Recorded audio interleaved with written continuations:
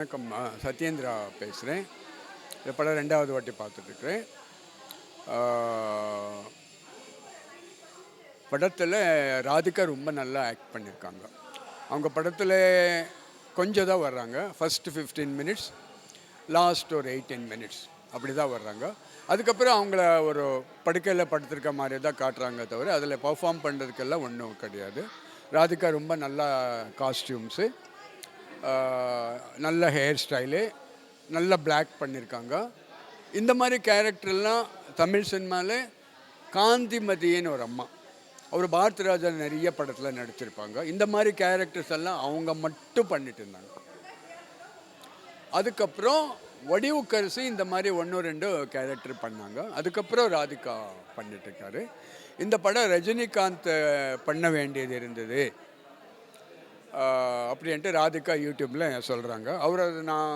அவர் அது வேண்டான்னு ரிஜெக்ட் பண்ணதுனால ராதிகா அந்த கேரக்டர் எடுத்து பண்ணியிருக்காங்க. பட் ராதிகா ரொம்ப நல்ல ஜாப் பண்ணியிருக்காங்க. எந்த காமெடியும் ஒர்க் அவுட் ஆகலை. எந்த காமெடியும் ஒர்க் அவுட் ஆகலை. இவங்க காமெடி எவ்வளோ ஒர்க் அவுட் ஆகலைன்ட்டா, இங்கே வர்ற ஒரு 6 காமெடி ஆர்டிஸ்ட்க்கு 150 ஃபேன்ஸ் கூட இருக்க மாட்டாங்க. 150 காமெடி ஃபேன்ஸ் கூட இருக்க மாட்டாங்க. இவங்க ஸ்டேஜ் மேலே வந்து 2 பேர் கை தட்ட மாட்டாங்க.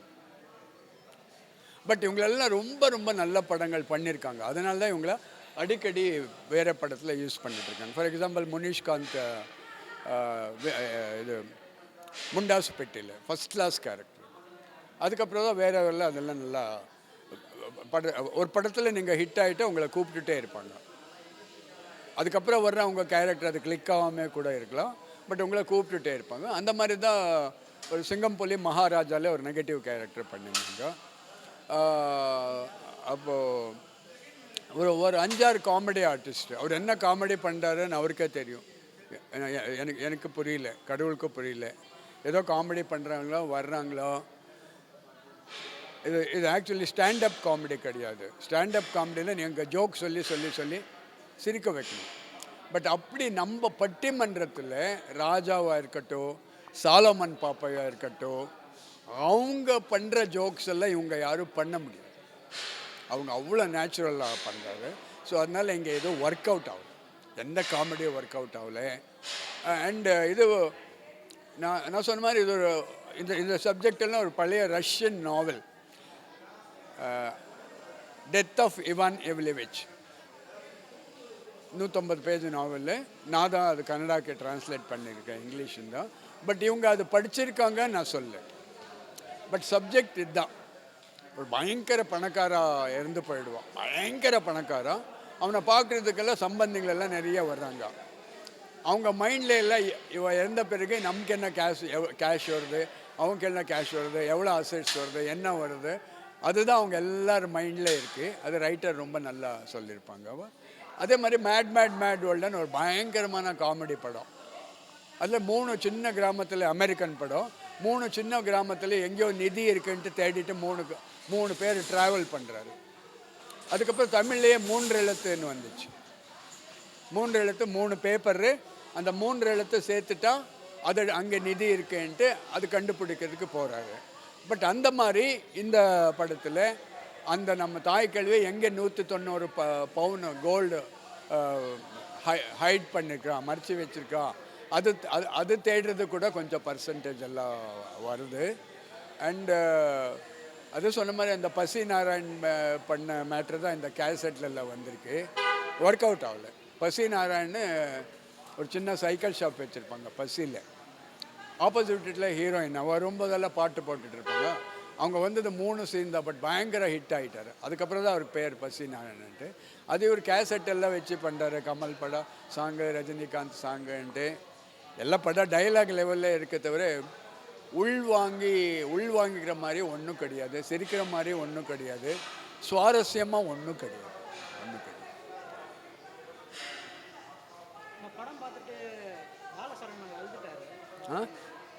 படம் பார்த்துட்டு பாலசரவணன் ஆக்டர் இன்னும் ஒரு கேரக்டர் நடிச்சிருக்காரு. அவர் படம் பார்த்துட்டு அழுதுட்டாரு. சிவகார்த்திகேயன் கட்டி பிடிச்சி பாலசரவணன் இந்த படம் பார்த்துட்டு அழுதுட்டாரு. இல்லைங்க, இதெல்லாம் சும்மா, இதெல்லாம் சும்மாங்க. இதெல்லாம் அழுற மாதிரி எங்கேயும் ஒன்றும் கிடையாது, படத்திலே ஒன்றும் கிடையாது. இதெல்லாம் சும்மா ஒரு ஸ்டண்ட்டு தான். இப்போ கொஞ்சம் டைம் எனக்கு என்ன ஆகுதுன்ட்டு, நான் ஒரு ப்ரோக்ராம் போகிறேன், என் வீட்டில் ஏதோ பிரச்சனை இருக்குது, இன்னொருத்தரோட பேசும்போது அப்போ கண்ணில் தண்ணி வந்துடும். அப்போ என்ன பண்ணுறாரு, இந்த பர்ஃபார்மன்ஸ் பார்த்து அழுதுட்டாங்க. 90% எல்லாம் நடிக்கிறாங்க, அது ஒன்றும் கிடையாது. அழுற மாதிரியே ஒன்றும் கிடையாது. படத்தில் ஒரு நல்ல விஷயம் சொல்லியிருக்காங்க கடைசியில் ராதிகா. நம்ம சொத்து இருக்கு இல்லையா, இதெல்லாம் ஆம்பளைகளுக்கு தான் போகிறது. பட் இந்த படத்தில் கொஞ்சம் டிஃப்ரெண்ட்டாக சொத்தெல்லாம் எடுத்து அவங்க ராதிகா வீட்டில் இருக்கிற 4 பொண்ணுங்க, அவங்க ரிலேட்டிவ்ஸு, அவங்களுக்கெல்லாம் 190 பவுனும் எடுத்துகிட்டு கொடுத்துடுவான். பட் முனிஷ்காந்த் ஒரு சின்ன விஷயம் சொல்கிறாரு, ஏன் நீ கல்யாணம் பண்ணிக்கணும் போது, நான் வந்த உடனே கதவு திறக்கிறதுக்கு ஒரு ஆள், பக்கத்தில் குழந்தை படுத்திருக்கு, அவளை தட்டி தூக்கத்துக்கு அனுப்பிட்டு நாங்கள் படுக்கிறது, நான் லேட் ஆகிட்டா ஃபோன் பண்ணி ஏன் இன்னும் வீட்டுக்கு வரலன்னு கேட்குறதுக்கு ஒரு ஆள் இருக்கு இல்லையா, அதனால தான் நான் கல்யாணம் பண்ணிக்கணும். அப்படி ஒரு சீன் இருக்குது. அந்த சீன் நல்லா இருக்கு, அவ்வளோ மூவிங்காக இல்லை, பட் நல்லா இருக்கு. ராதிகாவுக்கு கொடுக்கலாம், நல்லா பண்ணியிருக்காங்க. அப்போ நிவாஸ் பிரசன்னா பயங்கர ட்ரை பண்ணியிருக்காரு மியூசிக். ஃபுல் படத்தை எப்படியான மேலே தூக்கணும்னு ரொம்ப ட்ரை பண்ணியிருக்காங்க, முடியல. ரொம்ப ட்ரை பண்ணியிருக்காங்க. படத்தை எப்படியானா காப்பாற்றணுன்ட்டு அவங்களாலேயும் முடியல. ஆனால் ரொம்ப நல்ல மியூசிக் பண்ணியிருக்காங்க. படத்தில் ஒன்றும் ஸ்டஃப் இல்லை, அதனால தான் மியூசிக் ஒன்றும் பண்ண முடியாது. புரியல. சிவகார்த்திகேயனுக்கு இந்த படம் ப்ராஃபிட்டாக இருக்குமா இருக்காது? இருக்காது. படம் 3 நாள் கூட ஓடாது. அதாவது வந்தமா படமாக பார்த்துட்டு போயிடணும், அவ்வளோதான். அதில் வந்து அவங்க பில்டப் பண்ணுற அளவுக்கு நம்மளுக்கு இருந்துச்சா இல்லையான்னு கேட்டால் கண்டிப்பாக 100% இல்லை, வாய்ப்பே இல்லை. ஏன்னா வராத கதையா வந்த கதையா அப்படிலாம் கேட்டாங்கன்னா அதெல்லாம் பில்டப் பண்ணலாம் இல்லை. சாதாரண ஏற்கனவே வந்த கதை, அதாவது என்ன சொல்கிறதுன்னா பழைய மாவை அதை புதுசாக வந்து ஆக்கி திரைக்கதையில் புதுசாக கொடுத்துருக்காங்க, அவ்வளோதான். மற்றபடி படத்தில் ஒன்றும் வந்தவங்க மெயின் ராதிகா வந்து அந்தளவுக்கு நடிக்கலை.